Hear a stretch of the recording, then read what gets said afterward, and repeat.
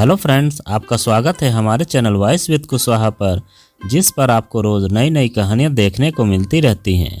तो चलिए आज की कहानी शुरू करते हैं। मुझे दफ्तर से आते आते रात के 9 बज गए थे।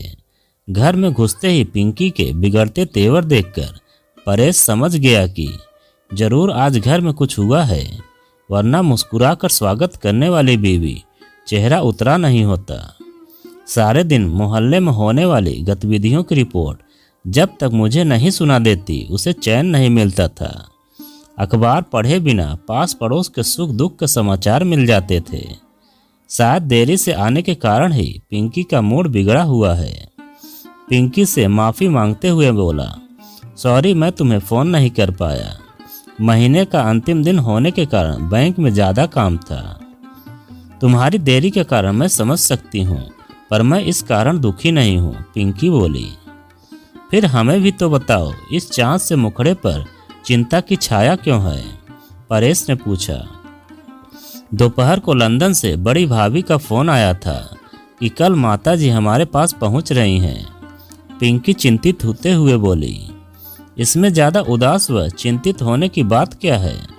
उनका अपना घर है, वे जब चाहे आ सकती हैं। परेश हैरानी से बोला, आप नहीं समझ रहे हैं, लंदन में माँ जी का मन नहीं लगा, अब वे हमारे ही साथ रहना चाहती हैं, पिंकी ने कहा। अरे मेरी चंद्रमुखी, अच्छा है ना, घर में रौनक बढ़ेगी, बर्तनों की उठापटक रहेगी, सीरियलों की चर्चा तुम मुझसे न करके माँ से कर सकोगी। सास बहू मिलकर मोहल्ले की चर्चाओं में बढ़ चढ़ कर भाग लेना। परेश चटकारे लेते हुए बोला। तुम्हें मजाक सूझ रहा है और मेरी जान सूखी जा रही है, पिंकी बोली। चिंता तो मुझे होनी चाहिए, तुम सास बहू के शीत युद्ध में मुझे शहीद होना पड़ता है। मेरी स्थिति चक्की के 2 पाटों के बीच में पिसने वाली हो जाती है। न माँ को कुछ कह सकता हूँ न तुम्हें। कुछ सोचते हुए परेश फिर बोला, मैं तुम्हें कुछ टिप्स देना चाहता हूँ। यदि तुम उन्हें अपनाओगी तो तुम्हारी सारी परेशानियाँ एक झटके में खत्म हो जाएंगी। यदि ऐसा है तो आप जो कहेंगे मैं करूंगी। मैं चाहती हूँ माँ जी खुश रहें। आपको याद है पिछली बार छोटी सी बात से माँ जी नाराज हो गई थी। देखो पिंकी, जब तक पिताजी जीवित थे तब तक हमें उनकी कोई चिंता नहीं थी। जब से वे अकेली हो गई हैं, उनका स्वभाव बदल गया है। उनमें असुरक्षा की भावना ने घेर लिया है। अब तुम ही बताओ, जिस घर में उनका राज था वो अब नहीं रहा। बेटे को तो बहुओं ने छीन लिया। जिस घर को तिनका तिनका जोड़कर माँ ने अपने हाथों से संवारा, उसे पिताजी के जाने के बाद बंद करना पड़ा। उन्हें कभी लंदन तो कभी यहाँ हमारे पास आकर रहना पड़ता है। वे खुद को बंधन में महसूस करती हैं। इसीलिए हमें कुछ ऐसा करना चाहिए जिसमें उन्हें अपनापन लगे। उनको हमसे पैसा नहीं चाहिए, उनके लिए तो पिताजी की पेंशन ही बहुत है। उन्हें खुश रखने के लिए तुम्हें थोड़ी सी समझदारी दिखानी होगी, चाहे नाटकीय ही सही। परेश पिंकी को समझाते हुए बोला। आप जैसा कहेंगे मैं वैसा ही करने को तैयार हूँ, पिंकी ने आश्वासन दिया। तो सुनो पिंकी, हमारे बुजुर्गों में एक अहंग नाम का प्राणी होता है। यदि किसी वजह से उसे चोट पहुँचती है तो पारिवारिक वातावरण प्रदूषित हो जाता है, यानी कि परिवार में तनाव अपना स्थान ले लेता है। इसीलिए हमें ध्यान रखना होगा कि माँ के अहम को चोट न लगे। बस फिर देखो, परेश बोला। इसका उपाय भी बता दीजिए आप, पिंकी ने उत्सुकता से पूछा। हाँ हाँ, क्यों नहीं। सबसे पहले तो जब माँ आए तो सिर पर पल्लू रखकर चरण स्पर्श कर लेना। रात को सोते समय कुछ देर उनके पास बैठकर हाथ पांव दबा देना। सुबह उठकर चरण स्पर्श के साथ प्रणाम कर देना, परेश ने समझाया। यदि माँ जी इस तरह से खुश होती हैं तो यह कोई कठिन काम नहीं है, पिंकी ने कहा। एक बात और, कोई भी काम करने से पहले माँ से एक बार पूछ लेना। होगा तो वही जो मैं चाहूँगा। जो बात मनवाती हो उस बात के विपरीत कहना, क्योंकि घर के बुजुर्ग लोग अपना महत्व जताने के लिए अपनी बात मनवाना चाहते हैं। हर बात में जी माँ जी का मंत्र जपती रहना। फिर देखना माँ की चहेती बहू बनते देर नहीं लगेगी। परेश ने अपने तर्कों से पिंकी को समझाया। आप देखना, इस बार मैं माँ को शिकायत का कोई मौका नहीं दूंगी। बस उनको ऐसा लगे जैसे घर में उनकी ही चलती है। तुम मेरा इशारा समझ जाना। आखिर माँ तो मेरी ही है, मैं जानता हूँ उन्हें क्या चाहिए। कहते हुए परेश सोने के लिए चला गया। पिंकी ने सुबह जल्दी उठकर माँ जी के कमरे की अच्छी तरह सफाई करवा दी, साथ ही उनकी ज़रूरत की सभी चीज़ें भी वहाँ रख दी। हम दोनों समय एयरपोर्ट पहुँच गए। हमें देखते ही माँ जी की आंखें खुशी से चमक उठी। सिर ढक कर पिंकी ने माँ के पैर छुए तो माँ ने सिर पर हाथ रखकर आशीर्वाद दिया। पोते को न देखकर माँ ने पूछा, अरे तुम मेरे आयुष को नहीं लाए? माँ जी वह सो रहा है, पिंकी बोली। बहू, आजकल बच्चों को नौकरों को भरोसे छोड़ने का समय नहीं है, आए दिन अखबारों में छपता रहता है। माँ जी ने समझाते हुए कहा। जी माँ जी, आगे से ध्यान रखूंगी। पिंकी ने माँ जी का आश्वासन दिया। रास्ते भर भैया भाभी व बच्चों की बातें होती रहीं। घर पहुंचकर माँ ने देखा जिस कमरे में उनका सामान रखा गया है उसमें उनकी ज़रूरत का सारा सामान ठीक तरीके से रखा था।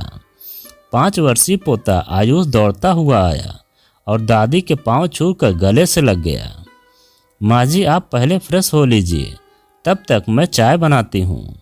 कहते हुए पिंकी किचन की ओर चली गई। रात के खाने में माँ से पूछकर सब्जी बनाई गई। खाना खाते खाते परेश बोला, पिंकी कल आलू के पराठे बनाना, पर माँ से सीख लेना, तुम बहुत मोटी बनाती हो। पिंकी की आंखों में आंखें डालकर परेश बोला, ठीक है, माँ जी से पूछकर ही बनाऊंगी। पिंकी बोली। माँ जी के कमरे की सफाई भी पिंकी कामवाली से न करवाकर खुद करती थी, क्योंकि पिछली बार कामवाली से कोई चीज़ छू गई थी तो माँ जी ने पूरा घर सिर पर उठा लिया था। अगले दिन ऑफिस जाते समय परेश को एक फाइल न मिलने के कारण वह बार बार पिंकी को आवाज़ लगा रहा था। पिंकी थी कि सुनकर भी अनसुना कर माँ के कमरे में काम करती रही। तभी माँ जी बोली, बहू तू जा, परेश क्या कह रहा है सुन ले। जी माँ जी। दोपहर के समय माँ जी ने तेल मालिश के लिए शीशी खोली तो पिंकी ने शीशी हाथ में लेते हुए कहा, लाओ माँ जी, मैं लगाती हूँ। बहू रहने दे, तुझे घर के और भी बहुत काम है, थक जाएगी। नहीं माँ जी, काम तो बाद में भी होते रहेंगे। तेल लगाते लगाते पिंकी बोली, माँ जी आप अपने समय में कितनी सुंदर दिखती होंगी, और आपके बाल तो और भी सुंदर दिखते होंगे, जो अब भी कितने सुंदर और मुलायम है। अरे नहीं, ऐसी कोई बात नहीं है। हाँ, तुम्हारे बाबूजी जरूर कभी कभी छेड़ दिया करते थे, कहते थे यदि मैं तुम्हारे कॉलेज में होता तो तुम्हें भगा ले जाता। बात करते करते उनके मुख की लालिमा बता रही थी जैसे वे अपने अतीत में पहुंच गई हैं। पिंकी ने चुटकी लेते हुए माँ जी को फिर छेड़ा। माँ जी, आयुष के पापा बताते हैं कि आप नाना जी के घर भी कभी कभी ही जाती हैं। बाबूजी का मन आपके बिना लगता ही नहीं था। क्या ऐसा ही था माँ जी? चल हट, शरारती कहीं की, कैसे बातें करती है। देख, आयुष स्कूल से आता होगा। बनावटी गुस्सा दिखाते हुए माँ जी बच्चों की तरह शर्मा गई। शाम को पिंकी को सब्जी काटते देखकर माँ जी बोली, बहू तुम कुछ और काम कर लो, सब्जी मैं काट देती हूँ। माँ जी रसोई घर में गई तो पिंकी ने कहा, माँ जी मुझे भरवा शिमला मिर्च की सब्जी बनानी नहीं आती, आप सिखा देंगी। ये कहते हैं जो स्वाद माँ के हाथ के बने खाने में है वह तुम्हारे में नहीं। हाँ हाँ, क्यों नहीं, मुझे मसाले दे, मैं बना देती हूँ। धीरे धीरे रसोई की जिम्मेदारी माँ ने अपने ऊपर ले ली थी। और तो और आयुष की मालिश करना, उसे नहलाना, उसे खिलाना पिलाना सब माँ जी ने संभाल लिया। अब पिंकी को आयुष को पढ़ाने के लिए बहुत समय मिलने लगा। इस तरह पिंकी के सिर से काम का भार कम हो गया था। साथ साथ घर का वातावरण भी खुशनुमा रहने लगा। परेश को पिंकी के साथ कहीं घूमने जाना होता तो वह यही कहती कि माँ से पूछ लो, मैं उनके बिना नहीं जाऊंगी। एक दिन पिक्चर देखने का मूड बना। ऑफिस से आते हुए परेश 2 टिकट ले आया। जब पिंकी को चलने के लिए कहा तो वह झट से ऊंचे स्वर में बोल पड़ी, माँ जी चलेंगी तभी मैं चलूँगी, अन्यथा नहीं। वह जानती थी कि माँ को पिक्चर देखने में कोई रुचि नहीं है। उनकी तू मैं सुनकर माँ जी बोली, बहू क्यों जिद कर रही हो? परेश का मन है तो चली जा, आयुष को मैं देख लूँगी। माँ जी ने शांत स्वर में कहा। वे दोनों पिक्चर देखकर वापस आए तो उन्हें खाना तैयार मिला। माँ जी को पता था परेश को कटहल पसंद है, इसीलिए फ्रिज से कटहल निकाल कर बना दिया। रोटियां बनाने के लिए पिंकी ने गैस जलाई तो माँ जी बोली, पिंकी तुम खाना लगा लो, रोटियां मैं सेकती हूँ। नहीं माँ जी, आप थक गई होंगी, आप बैठिए, मैं गरम गरम रोटियां बना कर लाती हूँ, पिंकी बोली। सभी एक साथ बैठकर खाएंगे, तुम बना लो पिंकी, नरेश बोला। एक साथ सभी को खाना खाते देखकर माँ जी की आंखें नम हो गई। परेश ने पूछा तो माँ बोली, आज तुम्हारे बाबूजी की याद आ गई।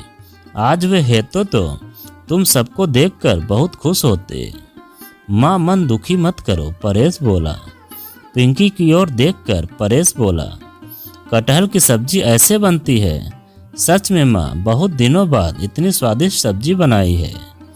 माँ से कुछ सीख लो पिंकी। माँ जी सच में सब्जी बहुत स्वादिष्ट है, मुझे भी सिखाना। बहू खाना तो तुम भी स्वादिष्ट बनाती हो।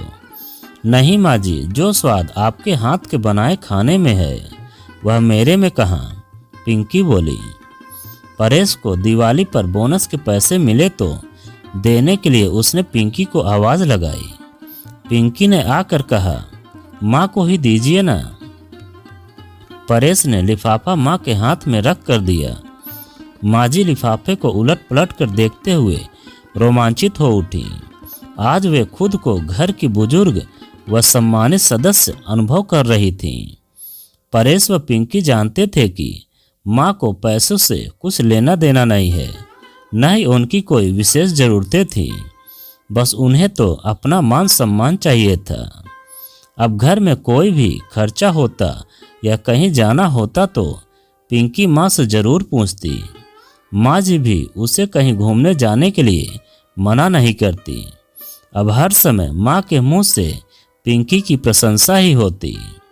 दिवाली पर घर की सफाई करते करते पिंकू स्टूल से जैसे ही नीचे गिरी तो उसके पाँव में मोच आ गई। माँ ने उसे उठाया और पकड़कर पलंग पर बैठाकर पाँव में मरहम लगाया और गरम पट्टी बांधकर उसे आराम करने को कहा। यह सब देखकर परेश बोला, माँ मैंने तो सुना था बहू सेवा करती है सास की, पर यहाँ तो उल्टी गंगा बह रही है। चुप कर, ज़्यादा बकबक मत कर। पिंकी मेरी बेटी जैसी है, क्या मैं इसका ध्यान नहीं रख सकती? प्यार से डांटते हुए माँ बोली। माँ जी बेटी जैसी नहीं बल्कि बेटी कहो, मैं आपकी बेटी ही तो हूँ। पिंकी की बात सुनते ही माँ जी ने उसके सिर पर हाथ रखा और बोली, तुम सही कह रही हो बहू, तुमने बेटी की कमी पूरी कर दी। घर में होता वही जो परेश चाहता, पर एक बार माँ की अनुमति जरूर ली जाती। बेटा चाहे कुछ भी कह दे, पर बहू की छोटी सी भूल भी सास को सहन नहीं होती। इसे सास को अपना अपमान लगता। यह हमारी परंपरा सी बन चुकी है, जो धीरे धीरे खत्म हो रही है। माँ जी को थोड़ा सा मान सम्मान देने के बदले में उसे अच्छी बहू का दर्जा व बेटी का स्नेह मिलेगा, इसकी तो उसने कल्पना ही नहीं की थी। पिंकी के घर में हर समय प्यार का, खुशी का वातावरण रहने लगा। दिवाली नज़दीक आ गई थी। माँ व पिंकी ने मिलकर पकवान बनाए। लगता है इस बार की दिवाली एक विशेष दिवाली रहेगी। यह सोचते सोचते परेश बिस्तर पर ही लेटा ही रहा। लंदन से भैया का फ़ोन आ गया। उन्होंने माँ के स्वास्थ्य के बारे में पूछा और बताया कि इस बार माँ उनके पास से नाराज़ होकर गई है। तब से मन बहुत विचलित है। यह तो हम सभी जानते हैं कि नीतू भाभी और माँ के विचार कभी नहीं मिले, पर लंदन में भी उनका झगड़ा होगा इसकी तो कल्पना भी नहीं की थी। भैया ने बताया कि वे माफ़ी मांगकर प्रायश्चित करना चाहते हैं, अन्यथा हमेशा उनके मन में एक ज्वाला सी दहकती रहेगी। आगे उन्होंने बताया, यह सुनकर तो मैं खुशी से उछल ही पड़ा। बस अब 2 दिन का इंतज़ार था, क्योंकि 2 दिन बाद दिवाली थी। इस बार दिवाली पर पिंकी ने घर को कुछ विशेष प्रकार से सजाया था। मुझे उत्साहित देखकर पिंकी ने पूछा, क्या बात है, आप बहुत खुश नज़र आ रहे हैं। अपनी खुशी को छुपाते हुए मैंने कहा, तुम सास बहू का प्यार हमेशा ऐसा ही बना रहे, बस इसीलिए खुश हूँ। नज़र मत लगा देना हमारे प्यार को, पिंकी खुश होते हुए बोली।